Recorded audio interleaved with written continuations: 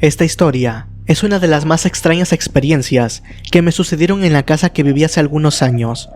Esta casa está ubicada en uno de los municipios más habitados del Estado de México, justamente en una casa de interés social, en donde antes de construir la unidad, salí a hacer un campo de siembra de maíz.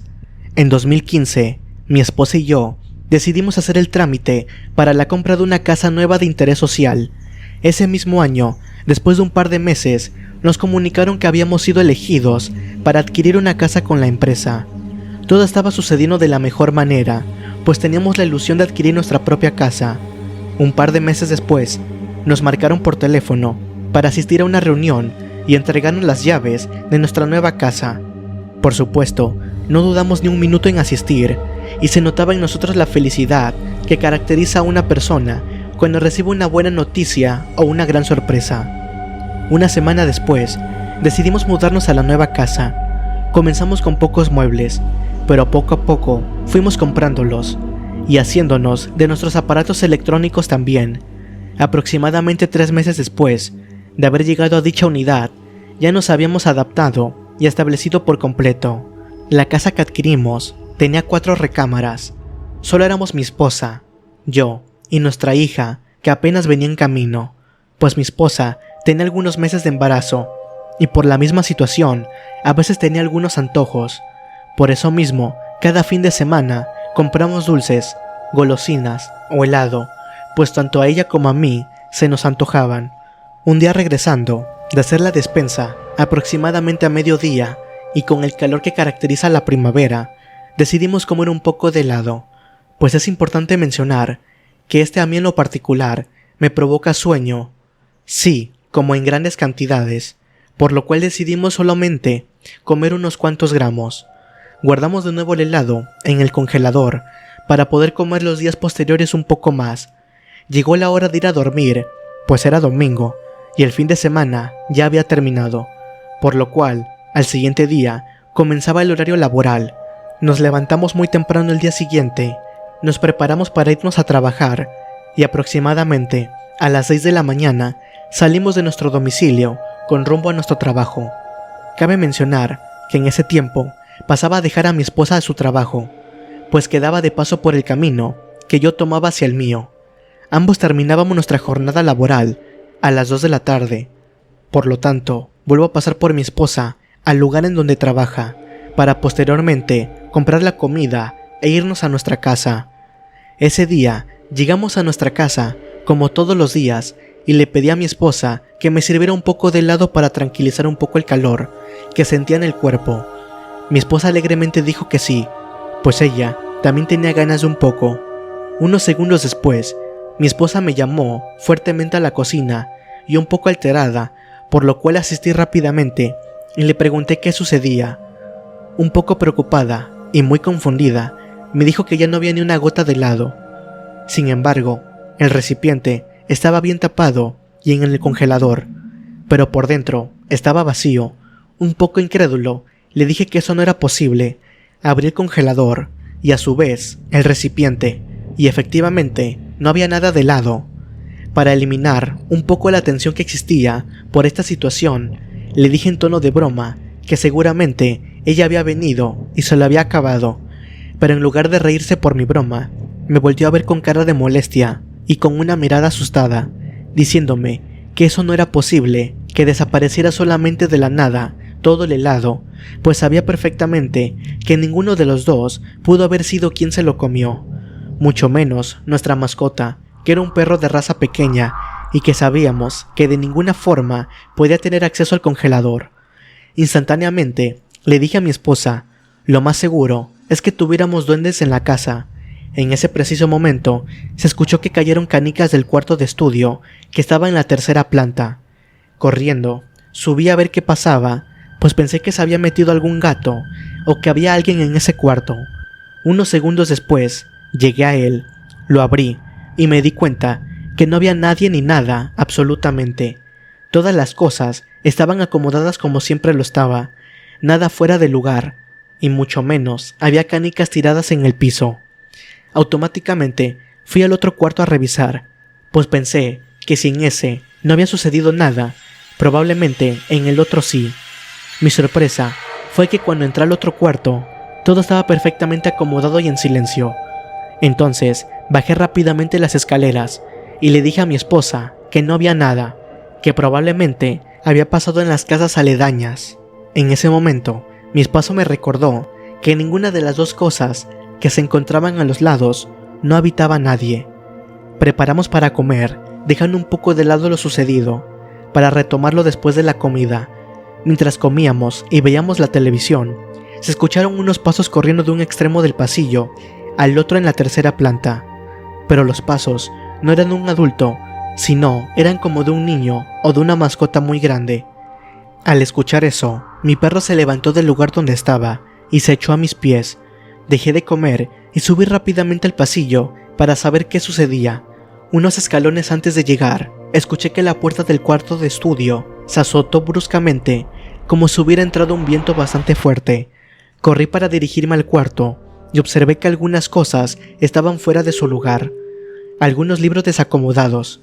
Los juguetes de mi colección no estaban en la forma que yo los había dejado acomodados, y la puerta del closet estaba abierta. Entonces comencé a sospechar que probablemente alguien se había metido ahí. Lo abrí repentinamente y me di cuenta que no había nada ni nadie ahí. Sin embargo, sentí un escalofrío bastante fuerte en toda mi espalda. Bajé rápidamente en las escaleras y le dije a mi esposa que eso ya no era nada normal, pues había sentido un escalofrío y probablemente también había sentido la presencia de algo o alguien ahí que no podía visualizar. Mi esposa, un poco asustada, pero también incrédula, me dijo que no le juegue bromas de ese tipo, pues no le gustaba sentirse asustada. Yo le mencioné que no era ninguna broma, es lo que había sentido, y que hiciéramos una prueba para saber si desaparecían objetos, comida o dulces de la casa. Ella me preguntó en qué prueba pensaba, y le dije que dejáramos un cajón de los muebles de la cocina, un poco de comida, algunos juguetes de mi colección y dulces para que el otro día, al regresar de trabajar, nos diéramos cuenta si habían desaparecido o seguían en donde los dejamos. Procedimos a dejar en el cajón lo antes mencionado. Al otro día, nos fuimos a trabajar como normalmente lo hacíamos y regresamos aproximadamente a las 4 de la tarde. Cuando entrábamos a la casa, el perro siempre nos recibía moviendo la cola. Ese día no fue la excepción, por lo que atribuimos que no había pasado en lo absoluto nada en el cajón donde habríamos dejado los objetos. Ambos nos dirigimos directamente hacia allá, pues teníamos la duda de lo que había sucedido. Al abrir el cajón, nos llevamos una gran sorpresa al ver que la comida y los juguetes estaban intactos, pero los dulces ya no estaban. Lo más curioso es que solo estaban las envolturas abiertas, pero el contenido había desaparecido. Le dije a mi esposa que efectivamente teníamos un duende o varios en la casa, pues no era posible que las cosas desaparecieran de la nada. Ella me dijo que cómo podía creer esas cosas si eso no existía, aunque en algún momento ella me había contado de un caso de un duende que vivió con su amiga, pero supongo que por no demostrar miedo me dijo lo antes mencionado, y le platiqué algunas anécdotas de duendes que viví en casa de mis abuelos en el estado de Guerrero. No le hice con el objetivo de asustarla, sino justificando de alguna manera que los duendes realmente existían. Ella me dijo que ya no mencionara nada de eso. Me comentó que mejor buscáramos una solución, pues no podía seguir pasando, y además no puede estar tranquila si en algún momento ella debía quedarse sola sabiendo que algún duende habitaba la casa con nosotros. Le dije que procederíamos a ver si podíamos correrlo algún día de la casa, pero si no se podía o no lograba en el primer momento, tendríamos que llamar a alguien para que pudiera ahuyentarlo, pues no quería conocer la ira del duende. Recordé que mi abuela me había comentado que los duendes le temen a la canela y a los tréboles de 4 hojas, lo cual pensé que siempre era un mito en las historias de duendes, pero valía la pena intentarlo. Un año antes habíamos hecho un viaje a Morelos, exactamente a la ciudad de Tepoztlán, sin pensar que en algún momento me podrían servir. Compré como recuerdo 4 tréboles de 4 hojas, pues me gustaban desde niño, y para mí era de bastante suerte encontrar uno. Entonces procedí a colocar algunos trozos de canela en las esquinas del cuarto. En la entrada y el trébol lo coloqué justamente en el piso quedando en medio de la puerta. El resto de todo ese día transcurrió muy normal. Comimos, vimos la tele, preparando nuestras cosas para el siguiente día y nos dispusimos a dormir. Subimos al cuarto para dormir y justamente al acostarnos escuchamos un ruido bastante fuerte de un objeto que cayó en el piso de arriba de nuestra recámara, que es donde se encuentra el cuarto de estudio. Me levanté para ir a ver, pero mi esposa me dijo que no fuera, pues no sabía lo que me iba a encontrar. Mi abuela en algún momento me había dicho que debíamos dejar la canela toda la noche para que esto surtiera efecto. Entonces mi esposa me comentó que mejor nos pusiéramos a dormir. Así lo hicimos. Al otro día muy temprano, y sin acordarnos de lo que habíamos dejado en el estudio, nos fuimos a nuestro trabajo. En el transcurso del camino hacia mi trabajo, recordé lo que había puesto en la casa, pero en ese instante no pude regresar porque se me hacía tarde para llegar a este. Pasaron las horas e hicimos la misma rutina de siempre. Al llegar a nuestra casa y recordando lo que habíamos dejado en esa recámara, decidimos ir corriendo hacia ella y ver qué es lo que había sucedido con la canela que había dejado. Al abrir la puerta del estudio, me di cuenta que los trozos de canela estaban completamente de color negro. El trébol de 4 hojas, que estaba encapsulado en un par de acrílicos transparentes, estaba marchito.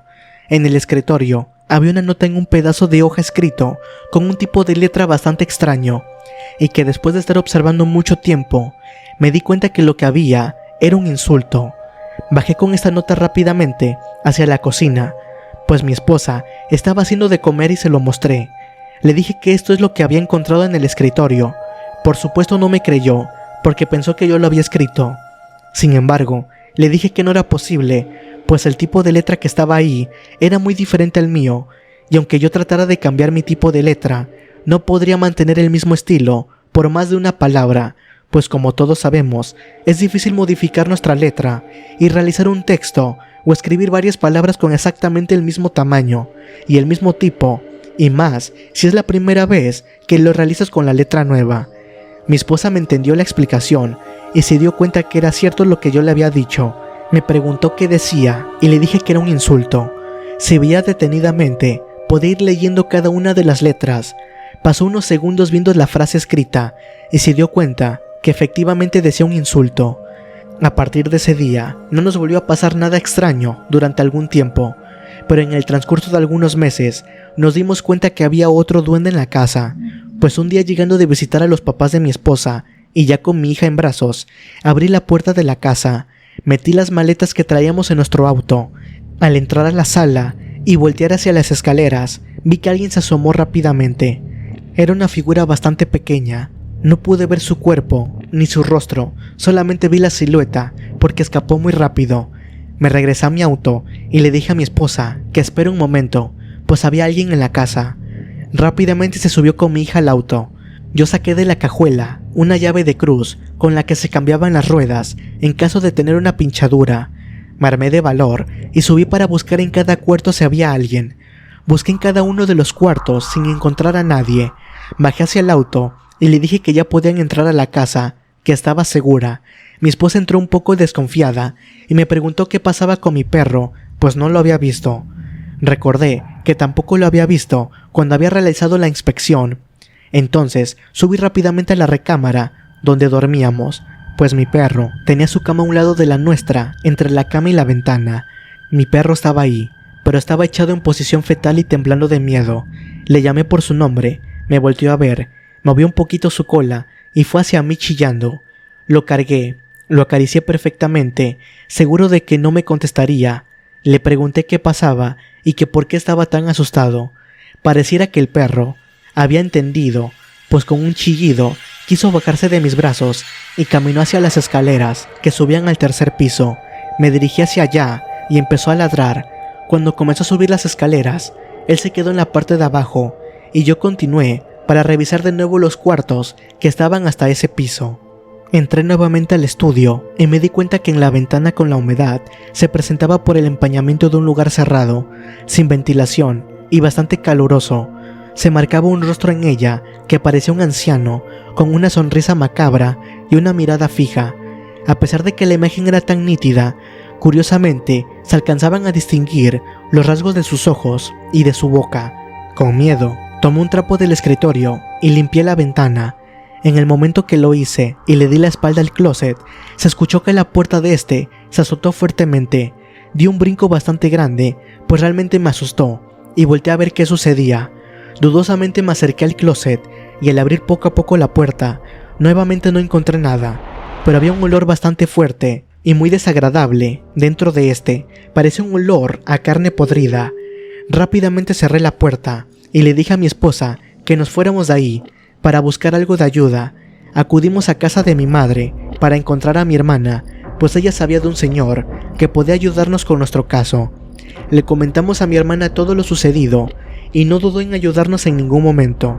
Fuimos a la casa del señor y justamente cuando entramos, él nos confirmó que ya sabía a lo que íbamos, que no nos preocupáramos, pues él iba a hacer todo lo que estuviera en sus manos para que lo que habitara ahí se fuera y nos dejara en paz.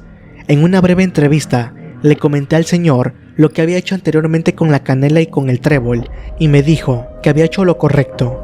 Sin embargo, me faltaban algunos ingredientes para que pudiera surtir un efecto fuerte, y este ser ya no regresara nunca más, pues tenía que recordar que era un ser de la naturaleza, y era algo difícil deshacerse de él. Sin embargo, podía ser ahuyentado. Al otro día, el señor acudió a nuestro domicilio, vertió en el piso algunos líquidos, hizo algunas oraciones o rezos raros, prendió algo de incienso y fuertemente pidió que lo que existiera en esa casa se fuera de ahí.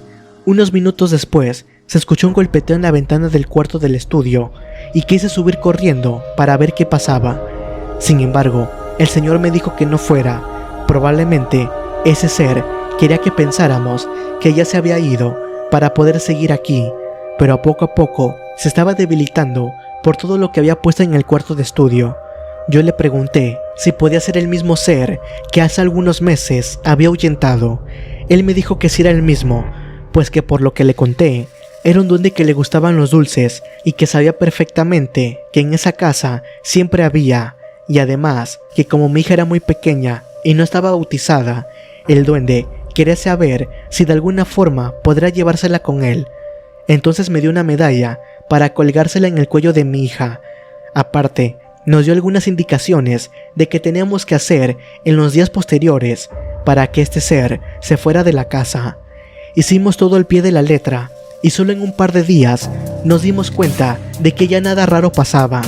Una de las cosas que nos dijo el señor que deberíamos de hacer fue que debíamos dejarle una ofrenda de dulces a ese duende y pedirle de la manera más atenta y amable que se fuera de esa casa, pero que si un día después aún experimentábamos cosas raras, fuéramos un poco más duros con él, así como alguna vez logré ahuyentarlo y debido a eso se había debilitado. Entonces, esta vez íbamos a ser un poco más fuertes para ver la forma de ahuyentarlo. El señor solo nos indicó que dijéramos eso y no nos dijo el por qué, sino que deberíamos hacerlo de esta forma. Así lo hicimos y en 24 horas después nos dimos cuenta que seguían sucediendo cosas, aún repitiendo lo que el señor nos había comentado. Después de unos días más, nunca más volvimos a experimentar cosas raras.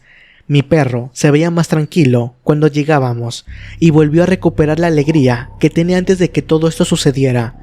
Pocos meses después, mi perro falleció. El veterinario que lo había atendido nos dijo que su muerte había sido algo muy raro, pues no había encontrado ninguna enfermedad o ningún padecimiento que fuera fatal. Al contrario, mi perro estaba muy sano. Nosotros lo atribuimos a que mi perro de alguna forma nos ayudó a combatir a ese ser y que por consecuencia él absorbió toda esa energía maligna para que mi hija no la recibiera. En pocas palabras, también mi perro nos ayudó a terminar de ahuyentar a esa cosa.